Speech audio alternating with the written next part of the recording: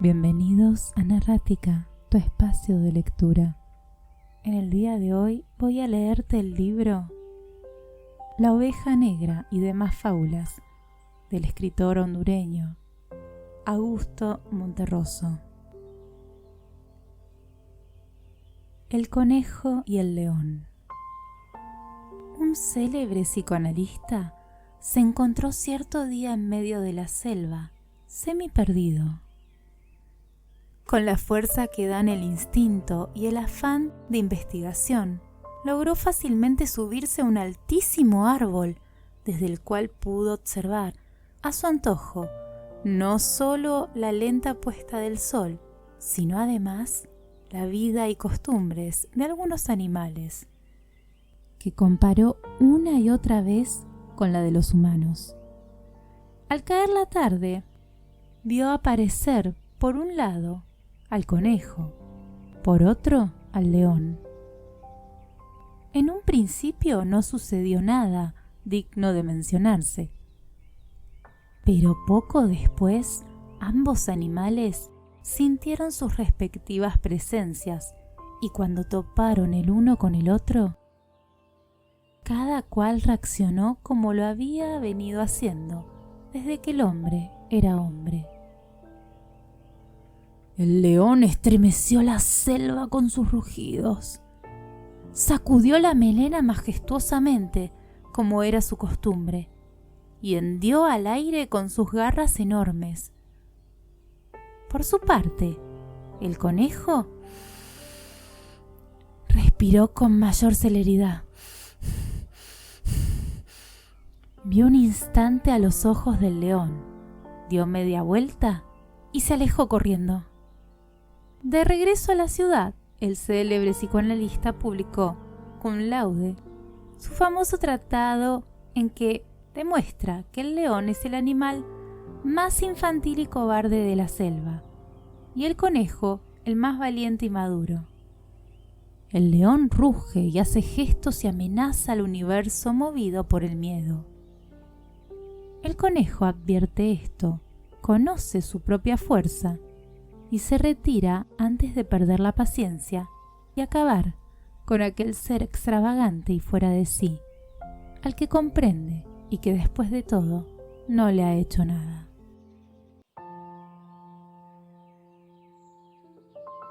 El mono que quiso ser escritor satírico.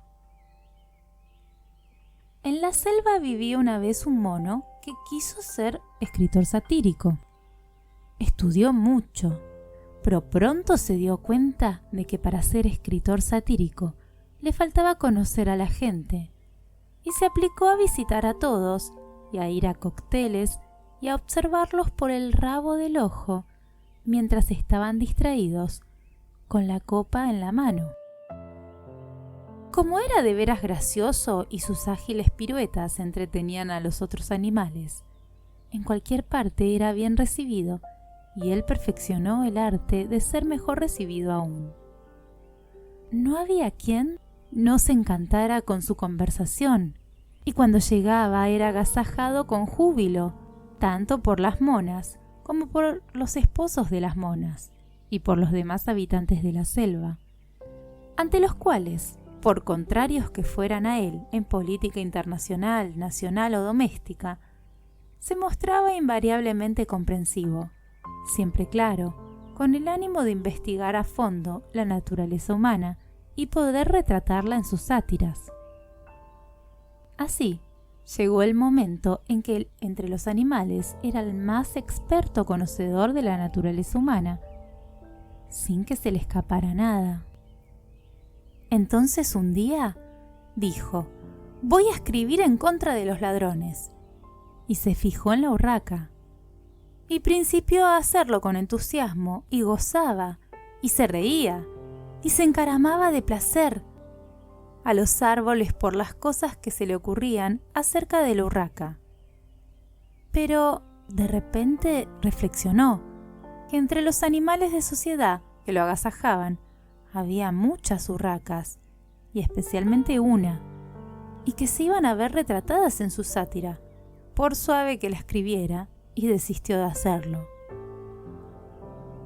Después quiso escribir sobre los oportunistas y puso en ojo en la serpiente, quien por diferentes medios auxiliares, en realidad de su arte adulatorio, lograba siempre conservar o sustituir mejorándolos sus cargos.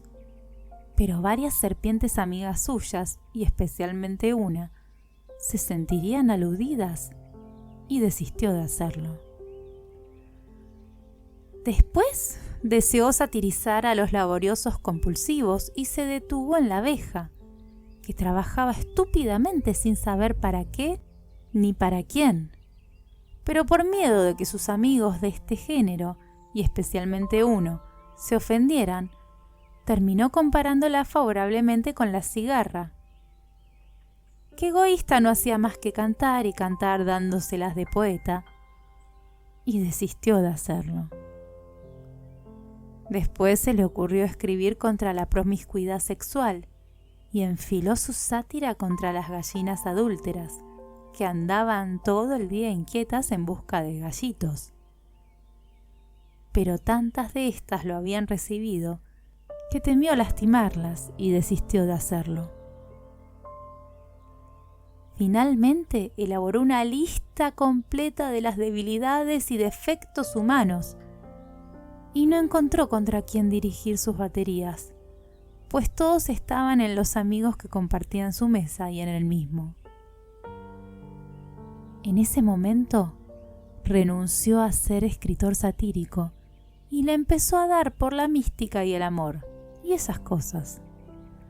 Pero a raíz de eso ya se sabe cómo es la gente. Todos dijeron que se había vuelto loco y ya no lo recibieron tan bien ni con tanto gusto. La mosca que soñaba que era un águila. Había una vez una mosca que todas las noches soñaba que era un águila y que se encontraba volando por los Alpes y por los Andes. En los primeros momentos esto la volvía loca de felicidad, pero pasado un tiempo le causaba una sensación de angustia, pues hallaba las alas demasiado grandes, el cuerpo demasiado pesado, el pico demasiado duro y las garras demasiado fuertes. Bueno, que todo ese gran aparato le impedía posarse a gusto sobre los ricos pasteles o sobre las inmundicias humanas, así como surgiera conciencia dándose topes contra los vidrios de su cuarto. En realidad no quería andar en las grandes alturas o en los espacios libres, ni mucho menos.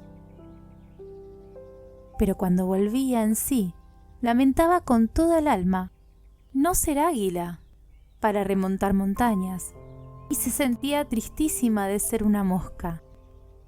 Y por eso volaba tanto y estaba tan inquieta y daba tantas vueltas hasta que lentamente por la noche volvía a poner las sienes en la almohada.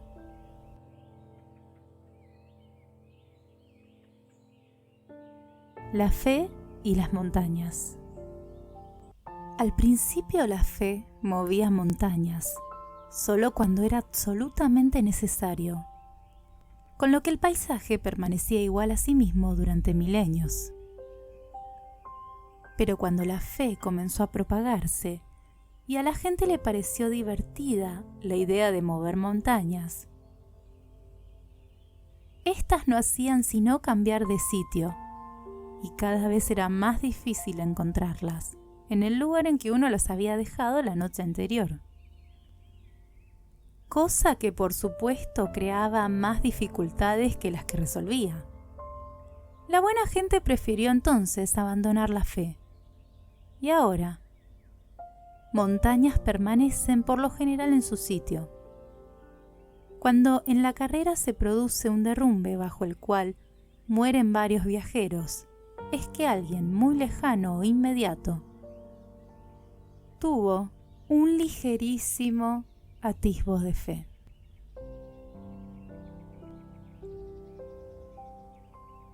La tela de Penélope, o quién engaña a quién. Hace muchos años vivía en Grecia un hombre llamado Ulises, quien a pesar de ser bastante sabio, era muy astuto.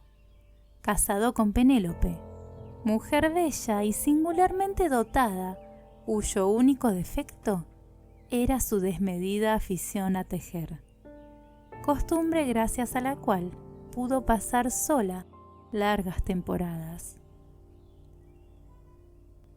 Dice la leyenda que en cada ocasión en que Ulises, con su astucia, observaba que a pesar de sus prohibiciones, ella se disponía una vez más a iniciar uno de sus interminables tejidos, se le podía ver por las noches preparando a hurtadillas sus botas y una buena barca, hasta que sin decirle nada se iba a recorrer el mundo y a buscarse a sí mismo.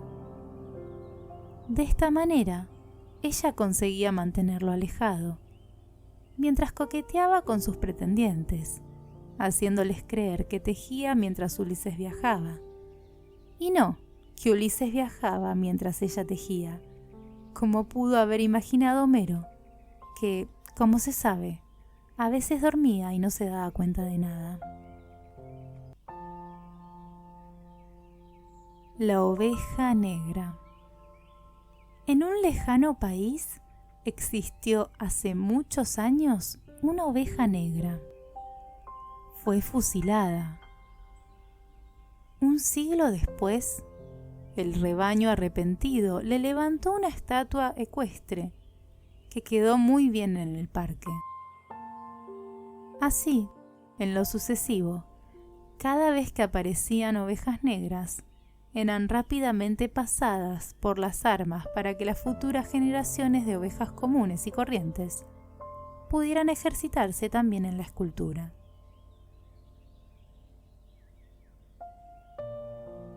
El sabio que tomó el poder. Un día, hace muchos años, el mono advirtió que entre todos los animales era él quien contaba con la descendencia más inteligente, o sea, el hombre. Animado por esta revelación, empezó a estudiar un gran lote de libros arrumbados desde el antiguo en su casa, y a medida que aprendía a conducirse como ser importante frente a las situaciones más comunes. Fue tal su empeño que en poco tiempo hizo enormes progresos, aconsejado por la zorra en política y en saber por el búho y la serpiente. De esta manera, ante el asombro de los inocentes, pronto inició su ascenso a la cumbre, hasta que llegó el día en que sus amigos y enemigos lo saludaron secretario del león. Sin embargo, durante un insomnio, en los que había caído desde que sabía tanto, el mono hizo aún otro descubrimiento sensacional: la injusticia de que el león, que contaba únicamente con su fuerza y el miedo de los demás, fuera su jefe. Y él, que ni siquiera leyó, no recordaba dónde, con un poco de tesón podía escribir otra vez los sonetos de Shakespeare, un mero subalterno. A la mañana siguiente, armado de valor y aclarando una y otra vez la garganta, durante más de una hora, expuso al león con largas y elaboradas razones la teoría de que, de acuerdo con la lógica más elemental, los papeles debían cambiarse, pues para cualquiera con 2 dedos de frente era fácil ver cómo la aventajaba en descendencia y, por supuesto, en sabiduría.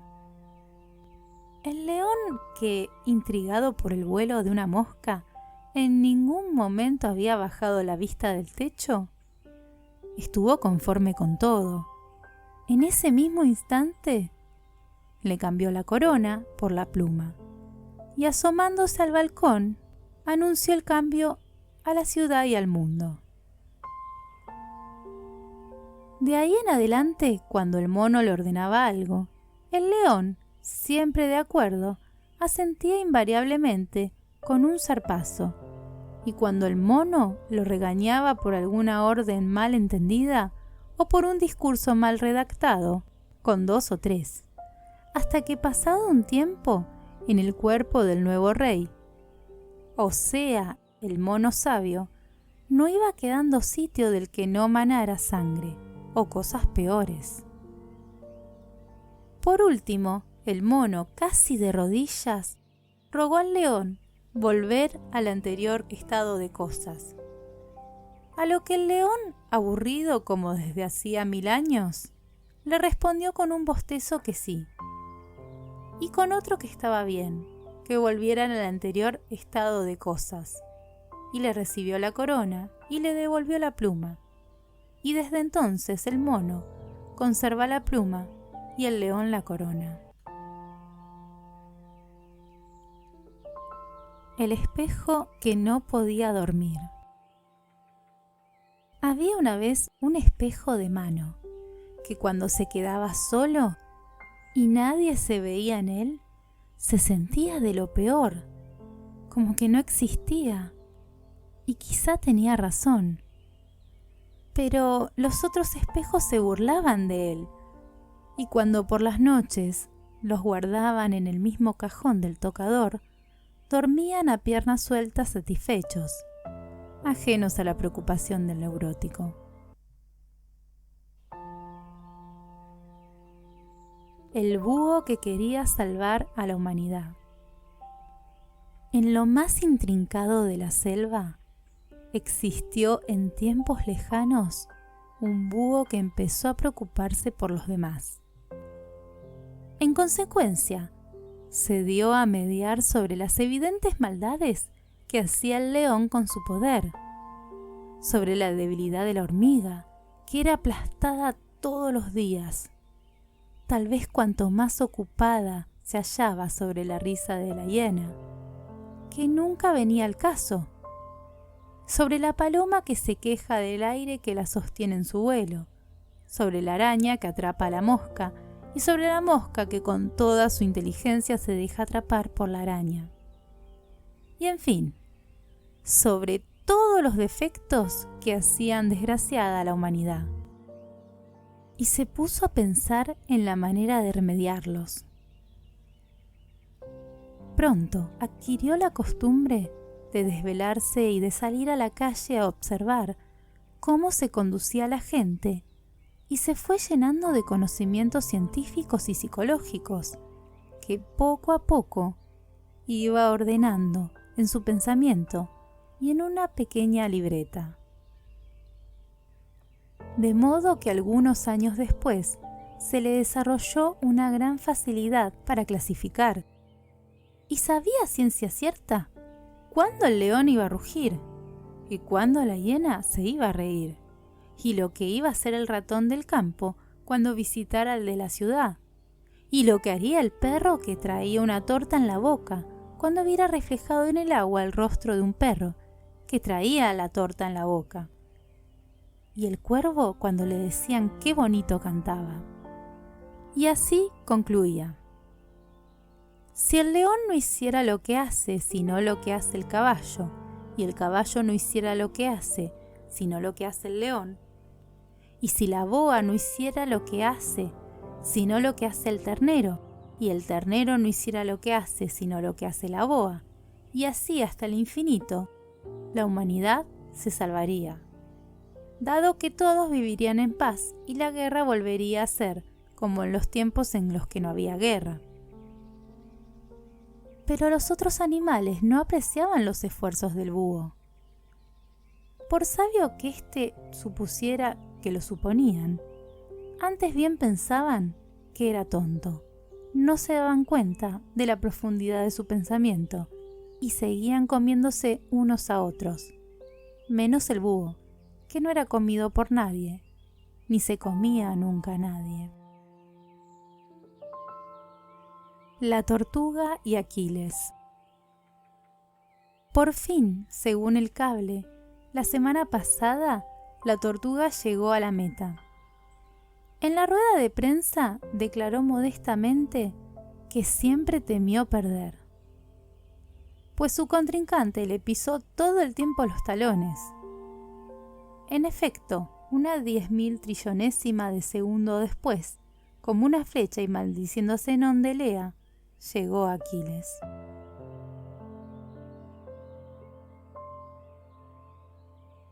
El camaleón que finalmente no sabía de qué color ponerse. En un país muy remoto, en plena selva, se presentó hace muchos años un tiempo malo en el que el camaleón, a quien le había dado por la política, entró en un estado de total desconcierto, pues los otros animales, asesorados por la zorra, se habían enterado de sus artimañas y empezaron a contrarrestarlas, llevando día y noche en los bolsillos juegos de diversos vidrios de colores para combatir a su ambigüedad e hipocresía. De manera que cuando él estaba morado y por cualquier circunstancia del momento necesitaba volverse, digamos, azul, sacaba rápidamente un cristal rojo a través del cual lo veían, y para ellos continuaba siendo el mismo camaleón morado.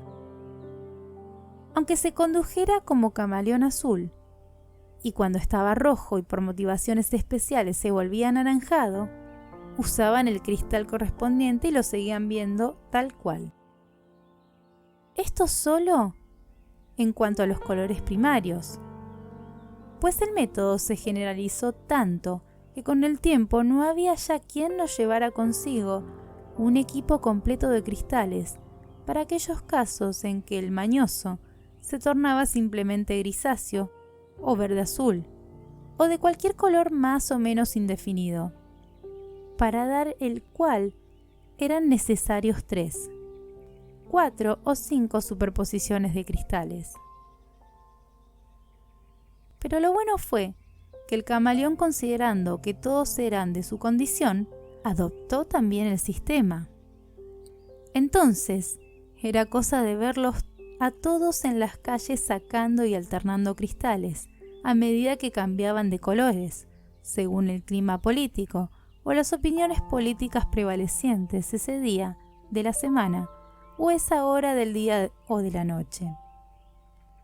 Como es fácil de aprender, esto se convirtió en una especie de peligrosa confusión de las lenguas, pero pronto los más listos se dieron cuenta de que aquello sería la ruina general si no se reglamentaba de alguna manera, a menos que todos estuvieran dispuestos a ser cegados y perdidos definitivamente por los dioses y restablecieron el orden. Además de lo estatuido, por el reglamento que se redactó con ese fin, el derecho consuetudinario fijó por su parte reglas de refinada urbanidad, según las cuales, si alguno carecía de un vidrio de determinado color urgente, para disfrazarse o para descubrir el verdadero color de alguien, podía recurrir inclusive a sus propios enemigos para que se lo prestaran, de acuerdo con su necesidad del momento, como sucedía entre las naciones más civilizadas. Solo el león, que por entonces era el presidente de la selva, se reía de unos y otros, aunque a veces socarronamente jugaba también un poco lo suyo para divertirse. De esa época viene el dicho de que todo camaleón es según el color del cristal con que se mira. El apóstata arrepentido.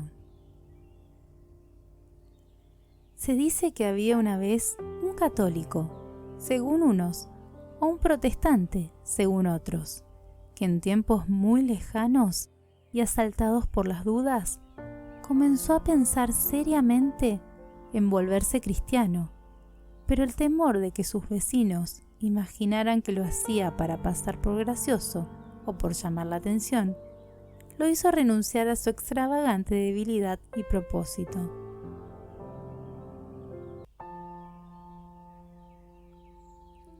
el rayo que cayó 2 veces en el mismo sitio. Hubo una vez un rayo que cayó 2 veces en el mismo sitio, pero encontró que la primera había hecho suficiente daño, que ya no era necesario y se deprimió mucho.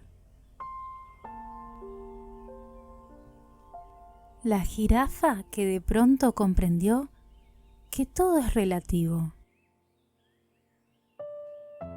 Hace mucho tiempo, en un país lejano, vivía una jirafa de estatura regular, pero tan descuidada que una vez se salió de la selva y se perdió. Desorientada como siempre, se puso a caminar a tontas y a locas de aquí para allá, y por más que se agachaba para encontrar el camino, no lo encontraba. Así, deambulando, llegó a un desfiladero, donde en ese momento tenía lugar una gran batalla. A pesar de que las bajas eran cuantiosas por ambos bandos, ninguno estaba dispuesto a ceder 1 milímetro de terreno. Los generales arengaban a sus tropas con las espadas en alto, al mismo tiempo que la nieve se teñía de púrpura con la sangre de los heridos. Entre el humo y el estrépito de los cañones se veía desplomarse a los muertos de uno y otro ejército, con tiempo apenas para encomendar su alma al diablo.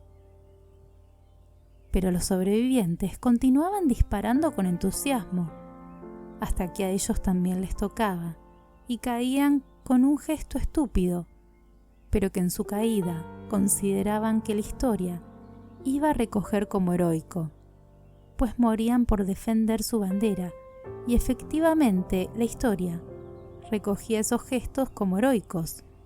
Tanto la historia, que recogía los gestos del uno, como la que recogía los gestos del otro, ya que cada lado escribía su propia historia. Así, Wellington era un héroe para los ingleses y Napoleón era un héroe para los franceses.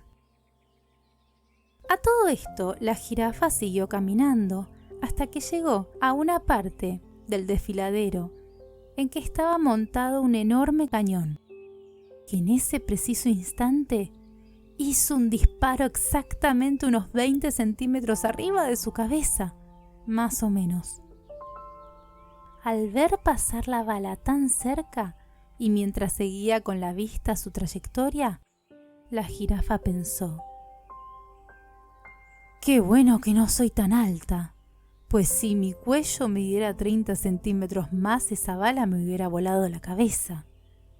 O bien, «Qué bueno que esta parte del desfiladero en que está el cañón no es tan baja, pues si midiera 30 centímetros menos, la bala también me hubiera volado la cabeza. Ahora comprendo que todo es relativo».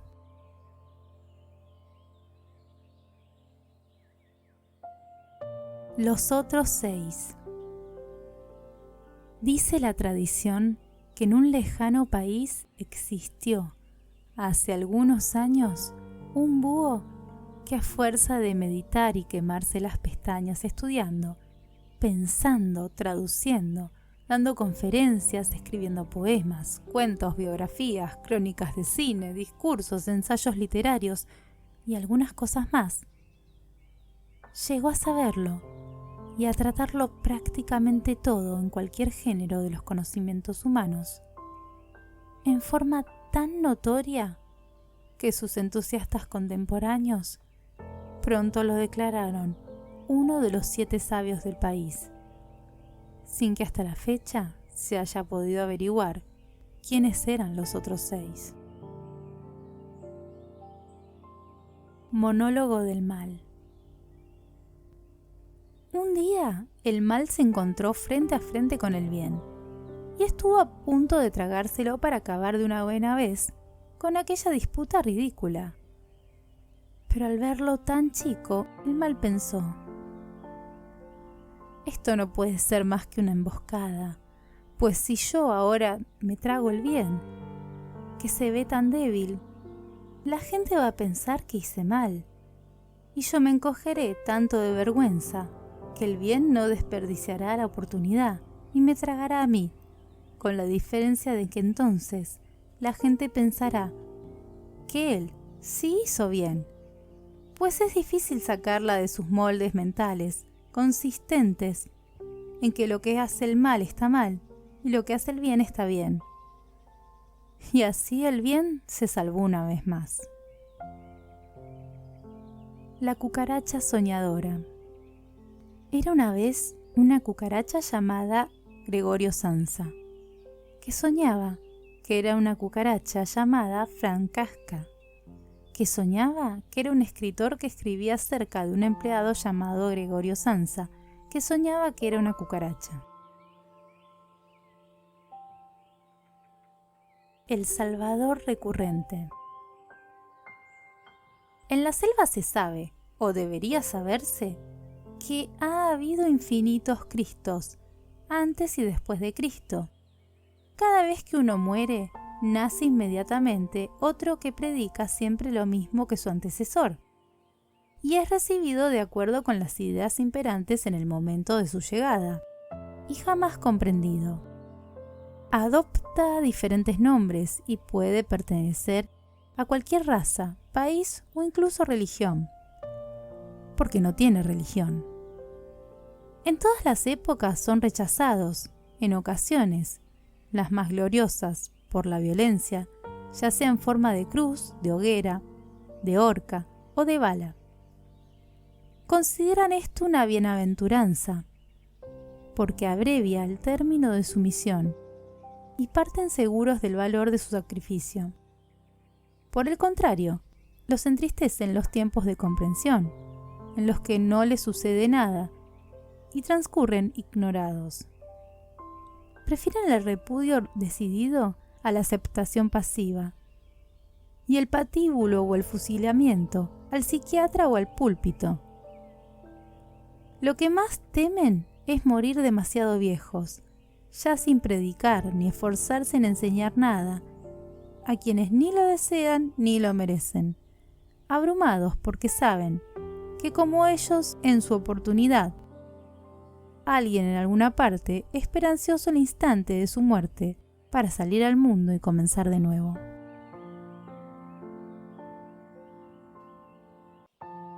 La rana que quería ser una auténtica rana.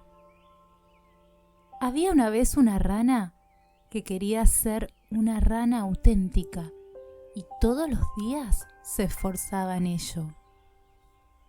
Al principio se compró un espejo en el que se miraba largamente buscando su ansiada autenticidad. Unas veces parecía encontrarla y otras no, según el humor de ese día o de la hora, hasta que se cansó de esto y guardó el espejo en un baúl.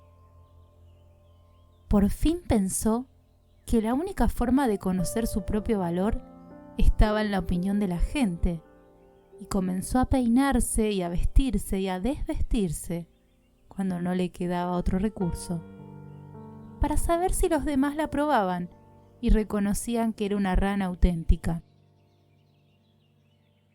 Un día observó que lo que más admiraban de ella era su cuerpo, especialmente sus piernas, de manera que se dedicó a hacer sentadillas y a saltar para tener unas ancas cada vez mejores. Y sentía que todos la aplaudían. Y así seguía haciendo esfuerzos hasta que, dispuesta a cualquier cosa para lograr que la consideraran una rana auténtica, se dejaba arrancar las ancas y otros se las comían. Y ella todavía alcanzaba a oír con amargura cuando decían que qué buena rana, que parecía pollo.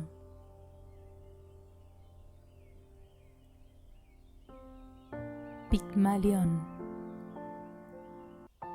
En la antigua Grecia, existió hace mucho tiempo un poeta llamado Pigmalión, que se dedicaba a construir estatuas tan perfectas que solo les faltaba hablar. Una vez terminadas, él les enseñaba muchas de las cosas que sabía, literatura en general, poesía en particular, un poco de política, otro poco de música, y en fin, algo de hacer bromas y chistes y salir adelante en cualquier conversación. Cuando el poeta juzgaba que ya estaban preparadas, las contemplaba satisfecho durante unos minutos, y como quien no quiere la cosa, sin ordenárselo ni nada, las hacía hablar. Desde ese instante, las estatuas se vestían y se iban a la calle, y en la calle o en la casa hablaban sin parar de cuánto hay. El poeta se complacía en su obra y las dejaba hacer, y cuando venían visitas se callaba discretamente, lo cual le servía de alivio, mientras su estatua entretenía a todos, a veces a costa del poeta mismo, con las anécdotas más graciosas.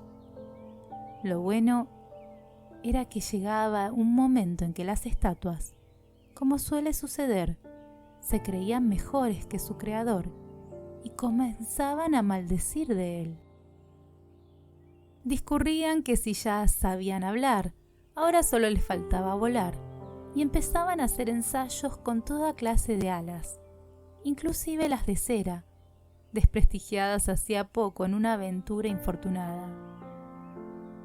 En ocasiones realizaban un verdadero esfuerzo, se ponían rojas y lograban elevarse 2 o 3 centímetros. Altura que, por supuesto, las mareaba, pues no estaban hechas para ella. Algunas, arrepentidas, desistían de esto y volvían a conformarse con poder hablar y marear a los demás. Otras, tercas, persistían en su afán, y los griegos que pasaban por allí las imaginaban locas al verlas dar continuamente aquellos saltitos que ellas consideraban vuelo.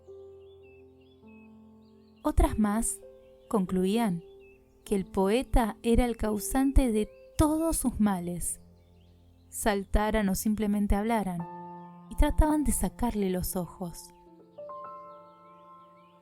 A veces el poeta se cansaba, les daba una patada en el culo y ellas caían en forma de pequeños trozos de mármol. Monólogo del bien. Las cosas no son tan simples.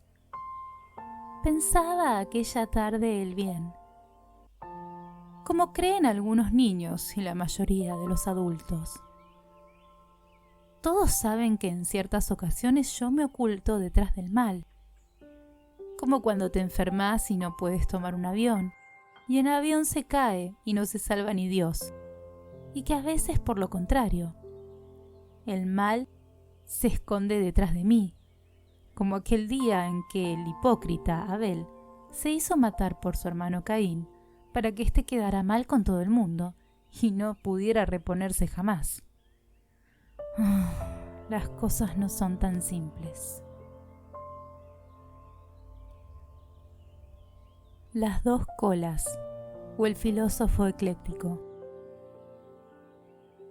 Cuenta la leyenda que en el populoso mercado de una antigua ciudad se paseaba todas las mañanas un filósofo ecléctico, célebre observador de la naturaleza, a quienes muchos se acercaban para exponerle los más peregrinos conflictos y dudas.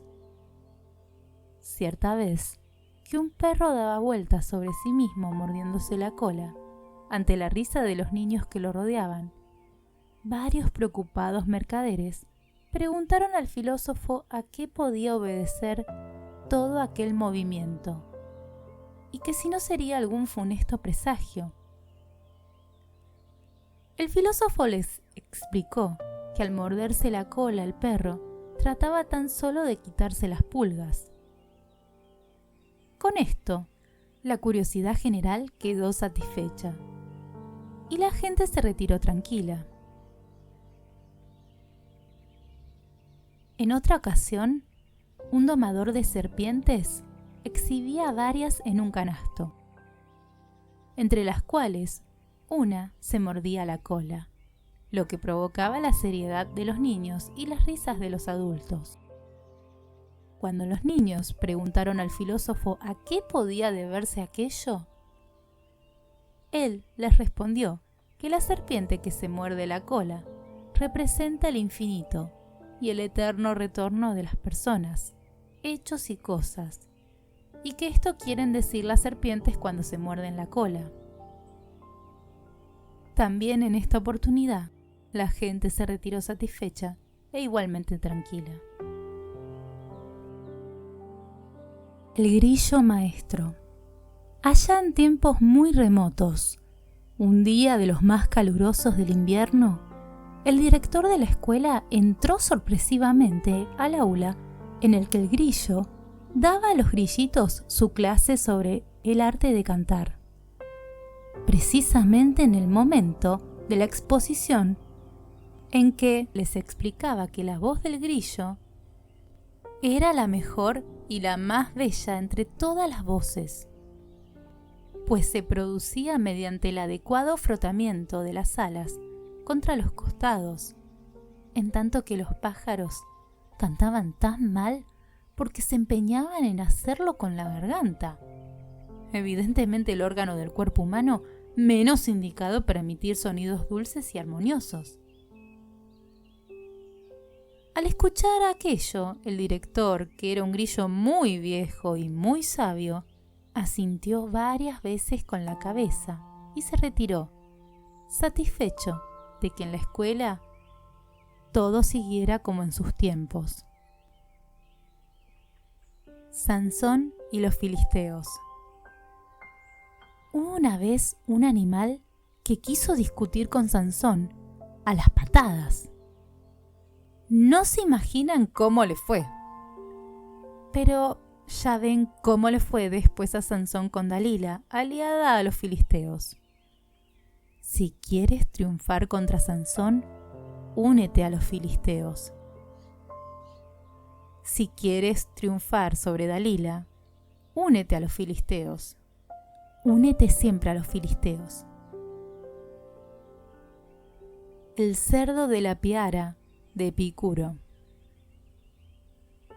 En una quinta de los alrededores de Roma vivía hace 20 siglos un cerdo perteneciente a la famosa piara de Epicuro.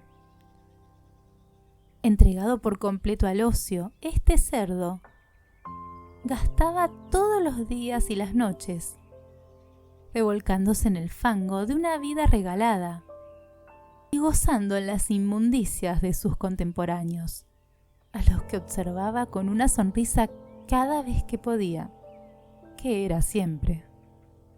Las mulas, los asnos, los bueyes, los camellos y otros animales de carga que pasaban a su alrededor y veían lo bien que era tratado por su amo, lo criticaban acerbamente, cambiaban entre sí miradas de inteligencia y esperaban confiados el momento de la degollina.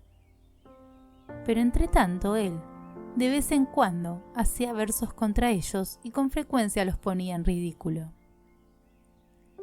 También se entretenía componiendo odas y escribiendo epístolas, en una de las cuales se animó inclusive a fijar las reglas de la poesía. Lo único que lo sacaba de quicio era el miedo a perder su comodidad, que tal vez confundía con el temor a la muerte y las veleidades de 3 o 4 cerditas, tan indolentes y sensuales como él. Murió el año 8 a.C. A este cerdo se deben 2 o 3 de los mejores libros de poesía del mundo. Pero el asno y sus amigos esperan todavía el momento de la venganza. Caballo imaginando a Dios. A pesar de lo que digan, la idea de un cielo habitado por caballos y presidido por un Dios con figura equina repugna al buen gusto y a la lógica más elemental. Razonaba los otros días el caballo. Todo el mundo sabe, continuaba su razonamiento, que si los caballos fuéramos capaces de imaginar a Dios, lo imaginaríamos en forma de jinete. El perro que deseaba ser un ser humano. En la casa de un rico mercader de la Ciudad de México, rodeado de comodidades y de toda clase de máquinas, vivía no hace mucho tiempo un perro, al que se le había metido en la cabeza convertirse en un ser humano y trabajaba con ahínco en eso.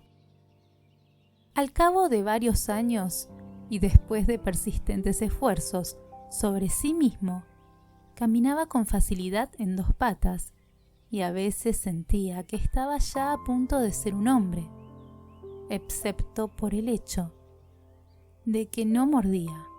Movía la cola cuando encontraba a algún conocido, daba 3 vueltas antes de acostarse, salivaba cuando oía las campanas de la iglesia y por las noches se subía a la barda a gemir viendo largamente la luna.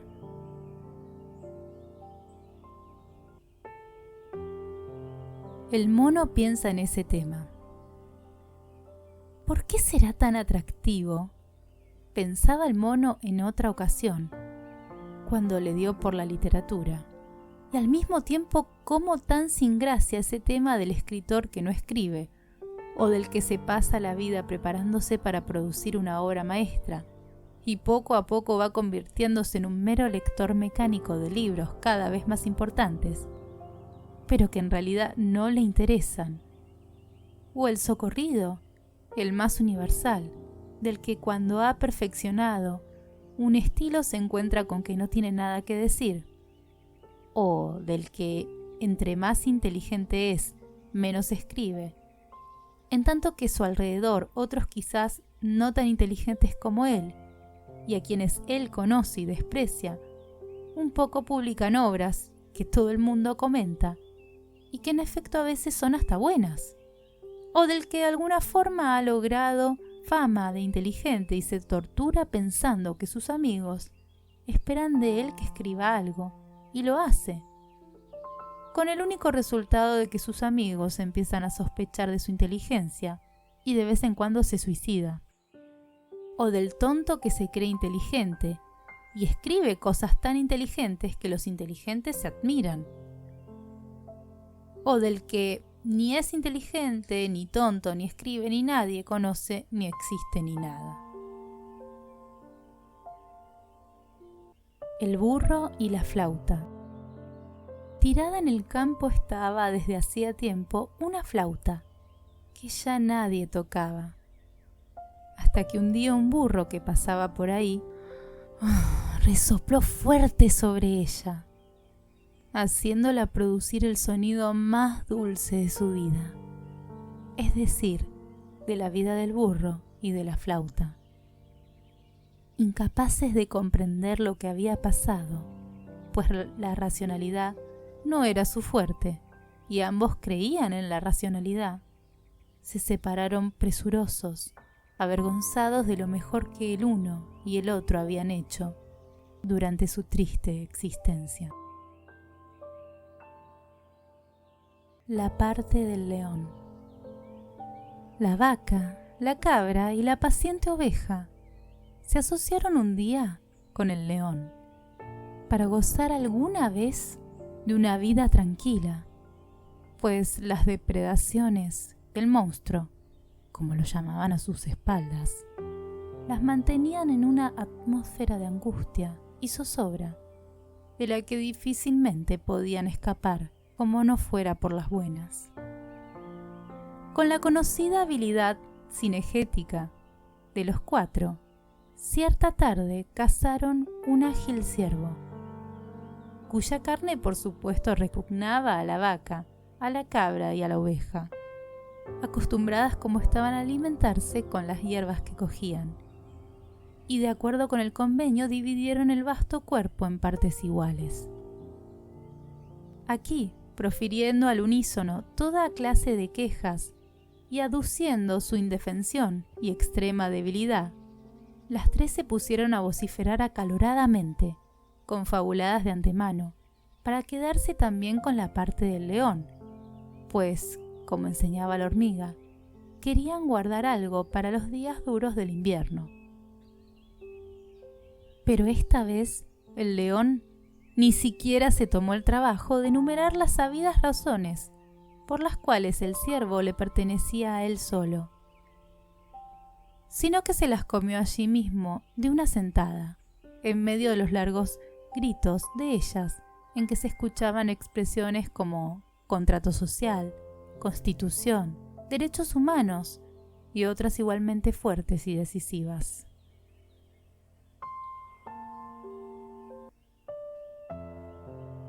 El paraíso imperfecto. Es cierto, dijo melancólicamente el hombre, sin quitar la vista de las llamas que ardían en la chimenea aquella noche de invierno. En el paraíso hay amigos, música, algunos libros. Lo único malo de irse al cielo es que allí el cielo no se ve. La onda de David. Había una vez un niño llamado David N., cuya puntería y habilidad en el manejo de la resortera despertaba tanta envidia y admiración entre sus amigos de la vecindad y de la escuela, que veían en él, y así lo comentaban entre ellos cuando sus padres no podían escucharlos, un nuevo David. Pasó el tiempo.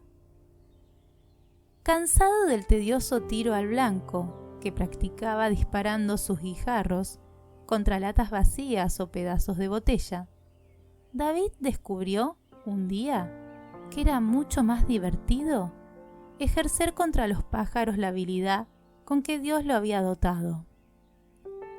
De modo que de ahí en adelante la emprendió con todos los que se ponían a su alcance, en especial contra los pardillos, alondras, ruiseñores y jilgueros, cuyos cuerpecitos sangrantes caían suavemente sobre la hierba, con el corazón agitado aún por el susto y la violencia de la pedrada.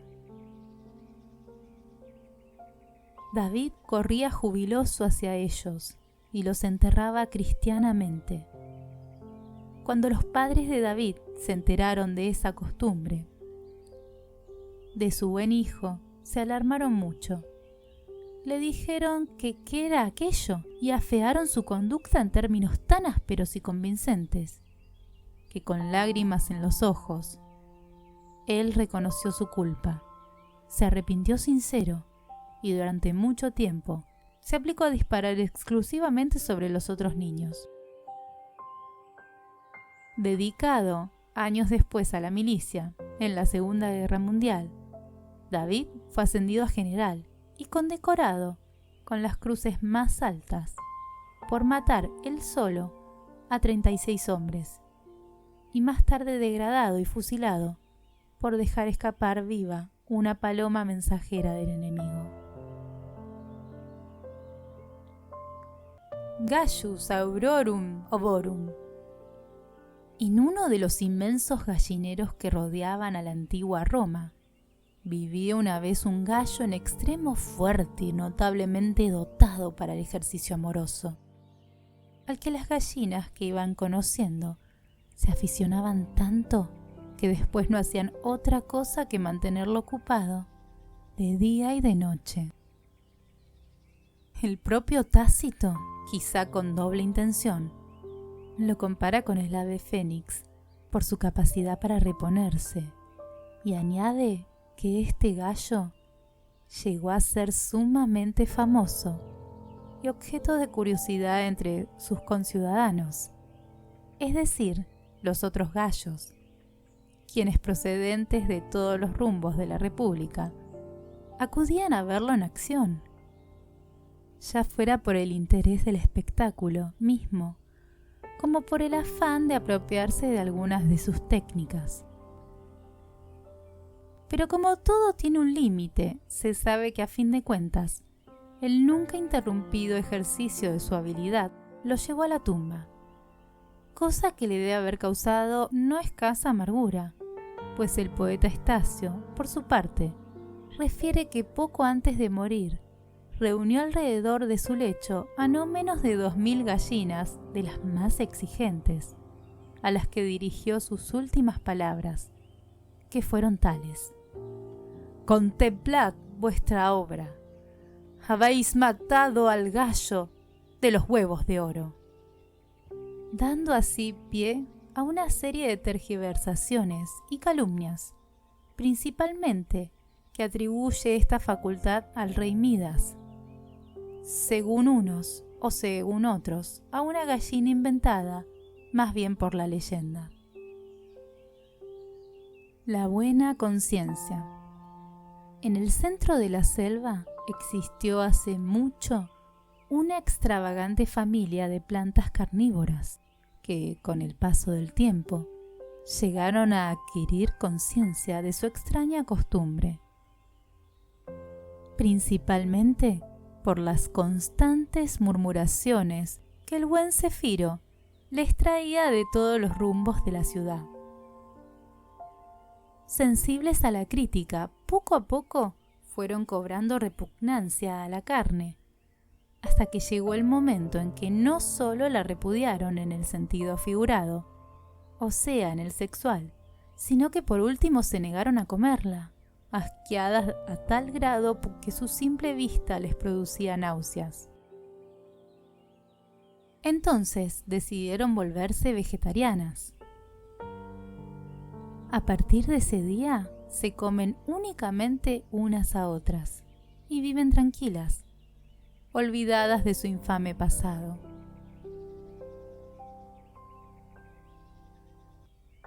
La sirena inconforme.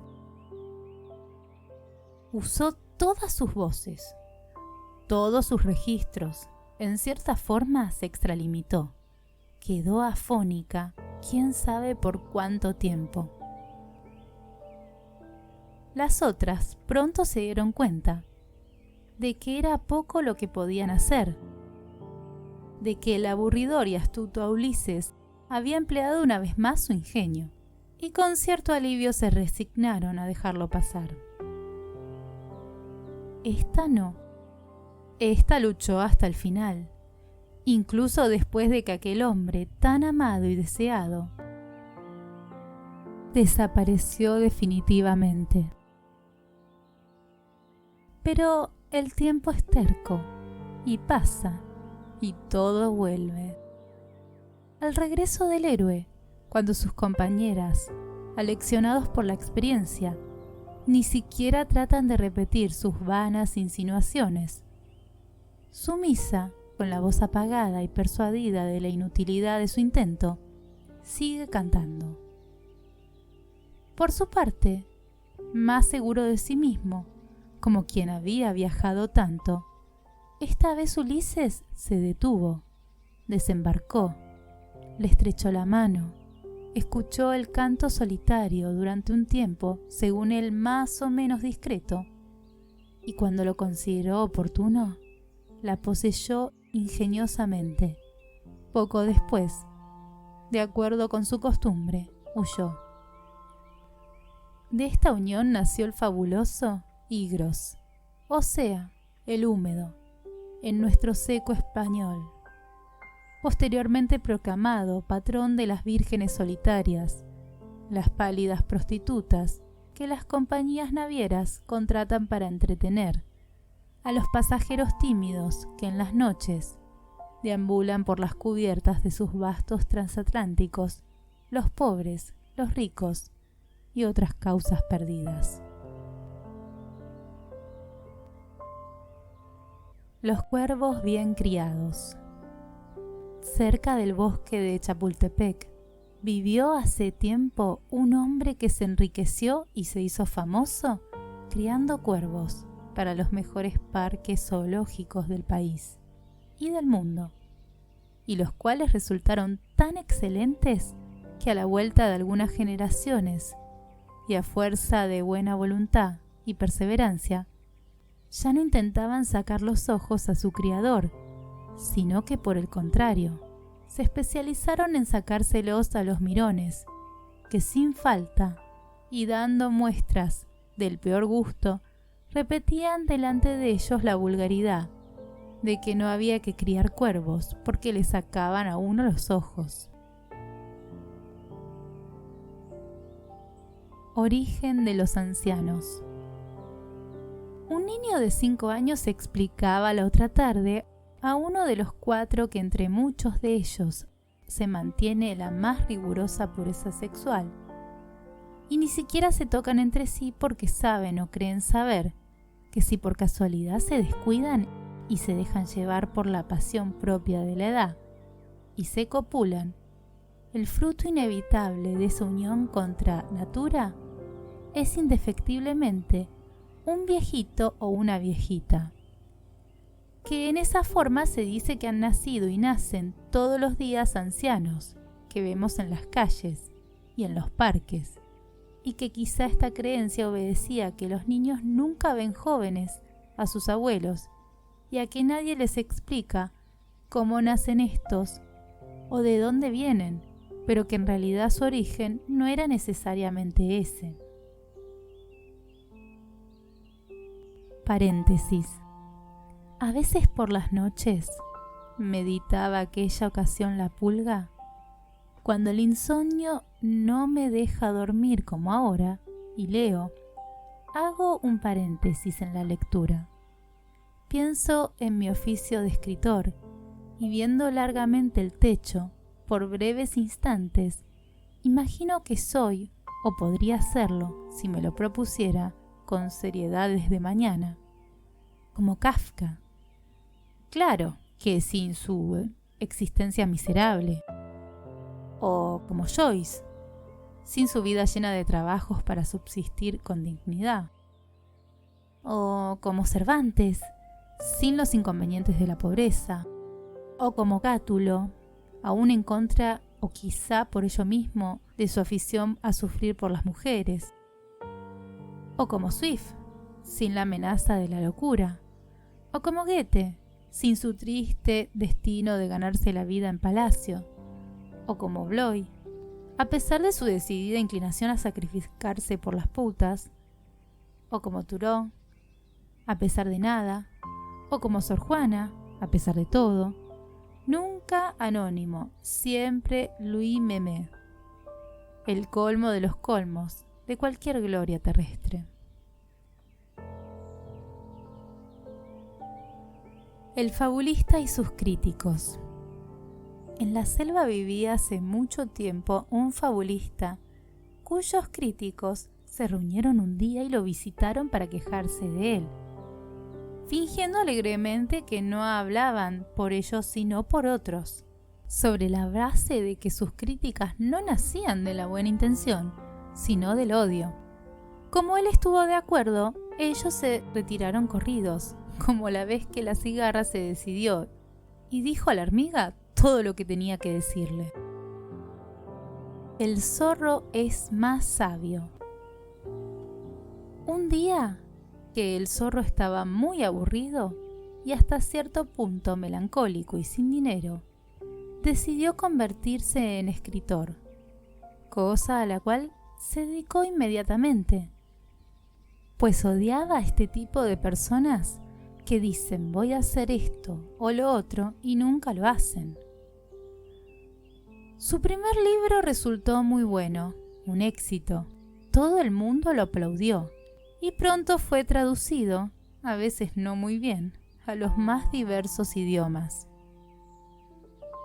El segundo fue todavía mejor que el primero, y varios profesores norteamericanos de lo más granado del mundo académico de aquellos remotos días lo comentaron con entusiasmo de los libros del zorro. Desde ese momento el zorro se dio, con razón, por satisfecho, y pasaron los años y no publicaba otra cosa. Por lo demás empezaron a murmurar y a repetir: ¿qué pasa con el zorro? Y cuando lo encontraban en los cócteles, puntualmente se le acercaban a decirle: tiene usted que publicar más. Pero si ya he publicado 2 libros, respondía él, con cansancio. Y muy buenos, le contestaban. Por eso mismo usted tiene que publicar otro. El zorro no lo decía, pero pensaba: en realidad, lo que estos quieren es que yo publique un libro malo. Pero como soy el zorro, no lo voy a hacer. Y no lo hizo. Final del libro. Espero que les haya gustado escuchar estas fábulas. Cada una nos deja una idea o concepto, un nuevo pensamiento y mucho para meditar. Por mi parte encuentro en cada una definición o algo que me puede servir para distintos momentos de la vida, como toda buena fábula. Este libro de fábulas que nos trae Monterroso deja mucho espacio para que reflexionemos. Les recomiendo escuchar una por una y después elegir cuál les gusta más o cuál puede acercarse a algún momento de sus vidas. En estas fábulas habla de la belleza, de las relaciones, de la escritura y la lectura, y de muchos temas más. Siempre las fábulas nos pueden dejar espacio para alguna enseñanza, o más bien para alguna reflexión. Son breves, son cortas, y eso nos permite, en su brevedad, reflexionar mucho, cada palabra y cada personaje que está puesto ahí para que nosotros pensemos. Si les gusta más este tipo de lecturas, déjenlo en los comentarios para traerles más fábulas.